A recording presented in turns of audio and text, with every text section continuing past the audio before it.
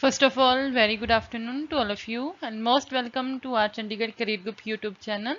And आज हम जो डिस्कस करेंगे न्यू टॉपिक आज स्टार्ट करेंगे प्रोनाउंस एंड प्रोनाउंस के बारे में एंड कौन से प्रोनाउंस होते हैं, first person, second person, third person क्या होते हैं और इनके ऑब्जेक्टिव, नॉमिनेटिव और सब्जेक्टिव केस जो होते हैं वो क्या होते हैं, इनको कैसे हम अप्लाई करते हैं। और फिर आज हम 10th ऑफ मई के द हिंदू न्यूज़पेपर की वोकैबुलरी करेंगे एंड फर्दर जो है हम आगे इडियम्स जो है इनके करेंगे।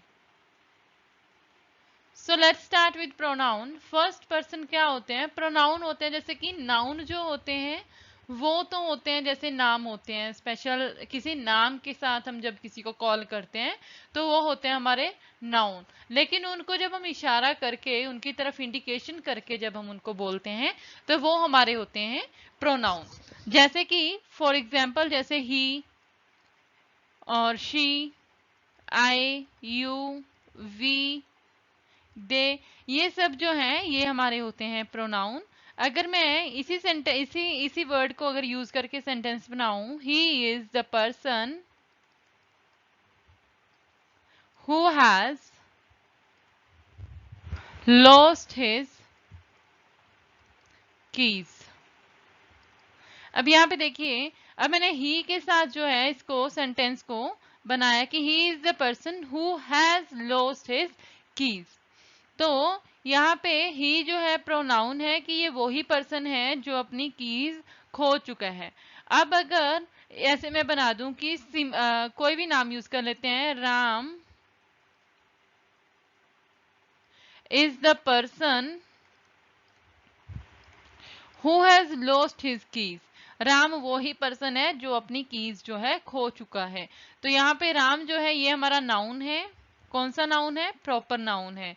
और जो ही यूज हुआ है अगर ही के साथ बना है तो ये हमारा प्रोनाउन है और ये हमारा जो है थर्ड पर्सन है। फर्स्ट पर्सन के अंदर वो वाले लोग आते हैं जो कि बात कर रहे हैं। बोलने वाला जो होता है वो फर्स्ट पर्सन होता है, तो आई, वी। एंड सेकंड पर्सन वो होता है जिसके साथ फर्स्ट पर्सन बात कर रहा है, यू। एंड थर्ड पर्सन वो जिनके बारे में ये दोनों फर्स्ट एंड सेकंड पर्सन जो है बात कर रहे हैं, ही, शी, इट, दे। अब यहाँ पे देखिए फॉर एग्जाम्पल यहाँ पे मैं ये बोल रही हूँ कि ये वो ही पर्सन है जिसकी कीज खो चुकी हैं, तो ये वो ही पर्सन है। इसका मतलब ये है कि जिसके बारे में बात चल रही है। तो यहाँ पे थर्ड पर्सन जो है ये आएगा, ही जो है थर्ड पर्सन है। होपफुली ये तीनों क्लियर है, first person, second person and third person. Now moving on, next concept जो कि हमारे दो अलग अलग केसेस होते हैं प्रोनाउंस को लिखते टाइम। इनका ऑब्जेक्टिव केस भी होता है और इनका सब्जेक्टिव केस भी। इनको एज एन ऑब्जेक्ट और एज ए सब्जेक्ट कैसे यूज किया जाता है, नेक्स्ट आगे जो है हम इनको स्टडी करते हैं।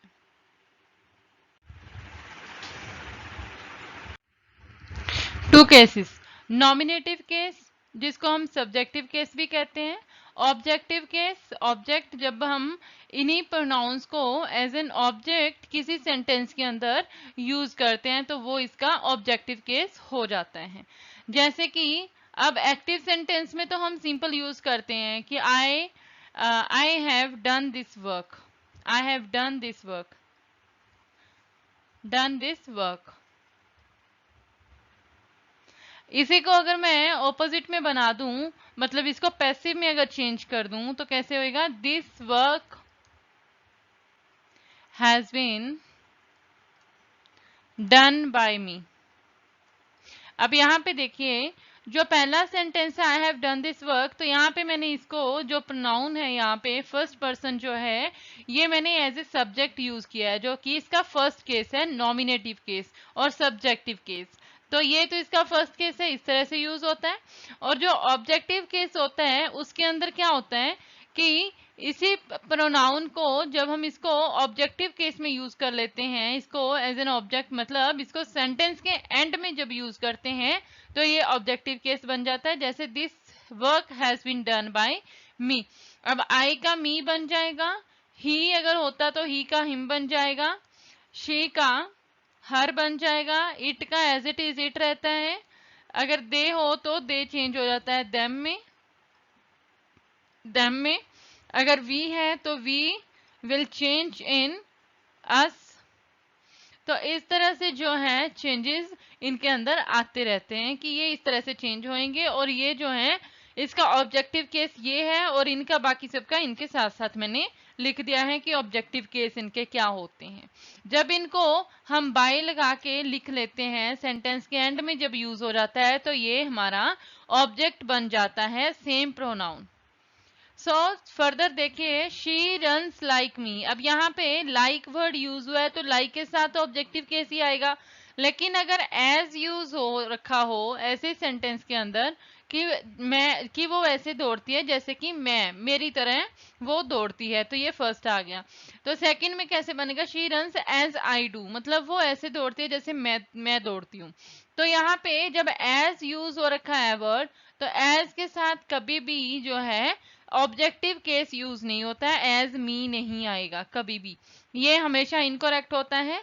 She runs as I do, ये करेक्ट फॉर्म है इसकी। और अगर लाइक यूज हो रखा है तो लाइक के साथ जो है ऑब्जेक्टिव केस जो है हमेशा यूज होता है, यहाँ पे सब्जेक्टिव केस यूज कभी नहीं होता है। आई होप ये क्लियर है। अगर लाइक लगा हुआ है तो लाइक के साथ यूज होएगा objective case, never subjective case, subjective case कभी नहीं लगेगा। और एज यूज हो रखा है, कंपैरिजन कर रहे हैं दो पर्सन्स का, एज यूज हो रखा है तो एज के साथ कभी ऑब्जेक्टिव केस यूज नहीं होता है, इसके साथ हमेशा सब्जेक्टिव केस जो है यूज होएगा। फर्दर अब हम करेंगे आज की वोकैबुलरी। फर्स्ट वर्ड जो है वो है क्योटिक। क्योटिक, पहले तो ये देख लो, ये एडजेक्टिव है, तो इसका मीनिंग होता है किसी चीज को डिसऑर्डर कर देना, कि उसका सीक्वेंस बिगाड़ देना, कि डिसऑर्गेनाइज्ड मतलब इंटरमिंगल सा कर देना, उसको प्रॉपर वे में ना रखना किसी चीज को। So first disorderly, disordered, disorganized, disorganized. So antonym इसका उल्टा जो आ जाएगा वो आ जाएगा ऑर्डरली, सीक्वेंशियल, सीक्वेंस, ऑर्डरली आ जाएगा और प्रॉपरली आ जाएगा। तो देखिए इसके तीन एंटोनिम बन गए, orderly, properly, organised, sequence. Second word जो है वो है हमारा वल्नरेबल। वल्नरेबल जो है ये भी हमारा एडजेक्टिव है, इसका मीनिंग होता है कि खतरे में, रिस्क पे लेके चलना किसी चीज को, risky, at risk, endangered, unsafe, unsafe. Vulnerable का मीनिंग यही होता है कि किसी चीज को जो है खतरे में डालना, खतरे पे लेके चलना। एग्जाम्पल क्या है, children are the most vulnerable members of society. Children are the most vulnerable members of society, जो चिल्ड्रन हैं एक वल्नरेबल मेंबर्स हैं सोसाइटी के। ठीक है जी, एट रिस्क। चलिए आगे, थर्ड सेंटेंस, स्पर्न। स्पर्न का मीनिंग होता है किसी चीज को रिफ्यूज कर देना, डिक्लाइन करना, रिजेक्ट कर देना, मना कर देना किसी चीज को। So first is refuse, second decline and third is rejection, reject करना किसी चीज को। ऑपोजिट आ जाएगा अडोर, और एक्सेप्ट आ जाएगा, अप्रूव आ जाएगा, सैंक्शन आ जाएगा। तो ये इसके एंटोनिम बन गए। साइनोनिम क्या है, डिक्लाइन, रिफ्यूज करना, रिजेक्ट करना। ऑपोजिट आ जाएंगे अडोर, एक्सेप्ट, अप्रूव, सैंक्शन। सो अगर वर्ड का मीनिंग पता है तो अपने आप इसके सिमिलर एंड ऑपोजिट जो वर्ड्स हैं वो बनते हुए चले जाएंगे। Next is retreat. रिट्रीट जो है फर्स्ट ऑफ ऑल ये हमारी वर्ब है, स्पर्न भी हमारी वर्ब है। सो रिट्रीट इज अ वर्ब। इसका मीनिंग होता है किसी चीज को गिव अप कर देना, विड्रॉ कर लेना। विड्रॉ कर लेना, फर्स्ट इज विड्रॉ कर लेना, बैक ले लेना, ड्रॉ बैक कर लेना, and third is retry, sorry retire. तो विड्रॉ करना, रिटायर करना, ड्रॉ बैक कर लेना, गिव अप कर लेना, फोरसेक कर लेना। तो इस तरह से इसको इतने सिनोनिम्स जो हैं बन गए। एंटोनिम क्या है, एडवांस, एडवांस करना, अप्रूव करना, एडवांस करना, अप्रूव करना। For example When the enemy attacked, our troops were forced to retreat. Our troops were forced to retreat. Retreat मतलब विड्रॉ करने के लिए फोर्स किया गया. Further, lax. Lax का मीनिंग होता है स्लैक करना. स्लैक मतलब कि अवॉइड करना एक तरह से. पहले तो ये देख लो कि एडजेक्टिव जो है ये हमारा जो लैक है ये हमारा है एडजेक्टिव. इसको लैक भी बोल सकते हैं और लैक्स भी बोल सकते हैं. तो इसका मीनिंग होता है कि लापरवाह. लापरवाह मतलब इग्नोर. सो स्लैक आ गया. Slip short, negligent. और इसका क्या आ सकता है, और ऑपोजिट सिनोनिम क्या आ सकता है इसका, इग्नोर. इग्नोर. और मैंने और भी जो हैं वर्ड्स करवा रखे हैं, उन्हीं के अंदर से जो है इसके और वर्ड्स जो हैं मिल जाएंगे. कि अवॉइड करना, इग्नोर, अवॉइड. अपोजिट क्या आ जाएगा, स्टर्न. STERN. ये स्टर्न है और इससे पहले जो वर्ड पढ़ा है वो स्पर्न है. स्पर्न है तो ये स्टर्न है. Both are different. स्टर्न. और एक्टिव. एक्टिव. और क्या आ सकता है इसका, active, careful. We must ever be lack with our security. अपनी सिक्योरिटी को लेके कभी भी हमें लैक नहीं होना चाहिए, लापरवाह नहीं होना चाहिए. Next is dire. Dire is also an adjective. Terrible मतलब डायर का मीनिंग क्या होता है, भयानक, खतरनाक. So first is terrible, appalling, dreadful. Dreadful. Third is dreadful. Dangerous भी आ जाएगा, हार्मफुल भी आ जाएगा. हार्मफुल तो सिमिलर वर्ड्स और भी बहुत सारे इसके बन जाएंगे डायर की. नेक्स्ट इज इसका एंटोनिम जो है वो है गुड. Good, beneficial. बेनिफिशियल. तो जिन जिन के मैं दो दो बना रही हूं, इसके मिनिमम 4 वर्ड्स होने चाहिए जो कि तुम खुद बनाओगे इनके. फर्दर एग्जाम्पल इसकी क्या है, misuse of drugs can have dire outcomes. Dire मतलब भयानक, आउटकम्स हो सकते हैं ड्रग्स का अगर मिसयूज किया जाए. मिसयूज जो है ड्रग्स का ये जो है डायर आउटकम्स दे सकते हैं, कर सकते हैं. ठीक है जी. नेक्स्ट लास्ट वर्ड जो है वो है रिप्रीव. रिप्रीव जो होता है इसका मीनिंग होता है कि माफ कर देना. रिप्रीव मतलब माफ कर देना, पार्डन कर देना, एक्विट कर देना, स्पेयर कर देना और रिलीज कर देना, डिस्चार्ज कर देना. तो इस तरह से बहुत सारे वर्ड्स बन के आ गए अगर मीनिंग पता चला वर्ड का. रिप्रीव मतलब किसी को माफ कर देना, पार्डन कर देना. Spare, acquit, release, discharge. And इसका ऑपोजिट आ जाएगा चार्ज. और क्या आएगा, कन्विक्ट. एक्विट का ऑपोजिट आ जाएगा कन्विक्ट. और क्या आ सकता है, पनिश. पनिश. तो ये जो है इसके एंटोनिम जो है बन जाएंगे 7th की, रिप्रीव की.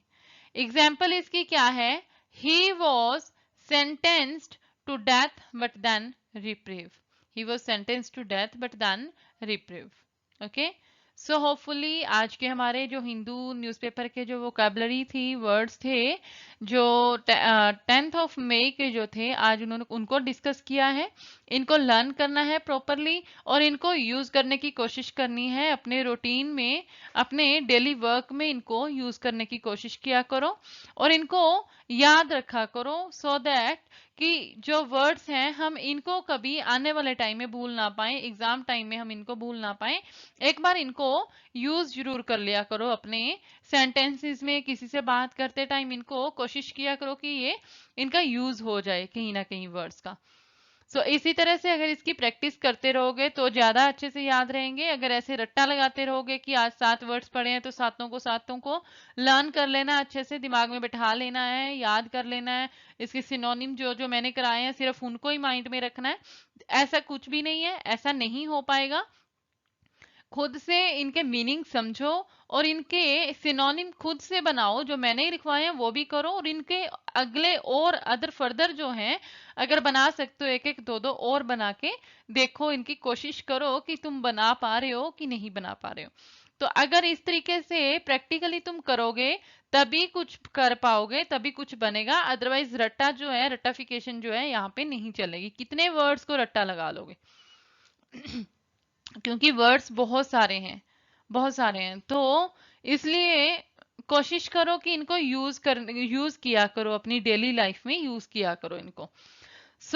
चलिए अब आगे जो हमने करना है वो हमने करना है, इसके आगे इडियम्स जो हैं, फर्दर इडियम्स हमने डिस्कस करने हैं। कल हमने किए थे, पिछले 5 जो किए थे, आई होप कि वो सबको याद होंगे, और मैंने जो वर्ड्स करवाए थे वो भी सबको पता होंगे, इस टाइम माइंड में सारे होने चाहिए। तो जो मैंने आज वर्ड्स करवाए हैं इनको भी माइंड में बैठा लेना, कैसे बैठाना है वो तुम्हारा काम है, कैसे इनको लर्न करने का क्या स्ट्रेटेजी है वो मैंने बता दी है। ठीक है जी, चलिए further moving on idioms. Idioms, go over someone's head. First idiom है गो ओवर समवन्स हेड। इसका मतलब ये है go to a more important और powerful person in order to get what you want. किसी ऐसे पर्सन के पास जो कि इंपॉर्टेंट एंड पावरफुल पर्सन है, उसके पास तुम जा रहे हो किस चीज के लिए, कुछ पाने के लिए जो कि तुम चाहते हो, अपनी डिजायर को फुलफिल करने के लिए किसी पर्सन के पास जाना, गो ओवर समवन्स हेड, किसी के सर पे जाना।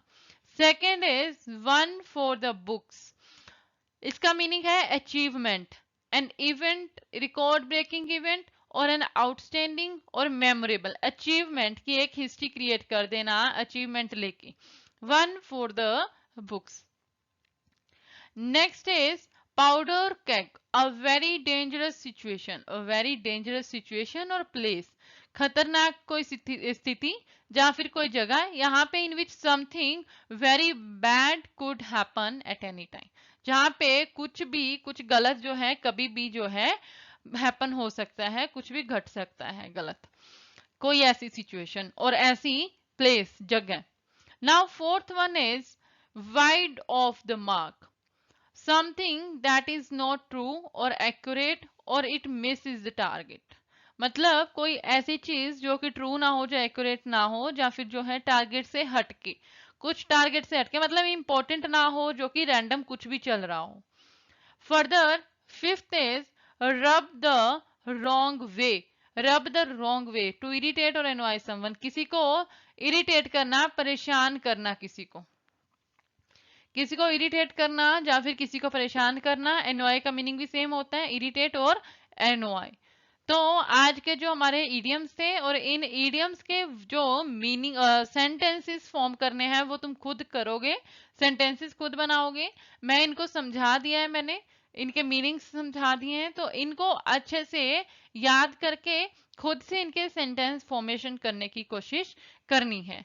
सो होपफुली आज के तीनों टॉपिक समझ आए होंगे, idioms and vocabulary, 7 words vocabulary के थे आज।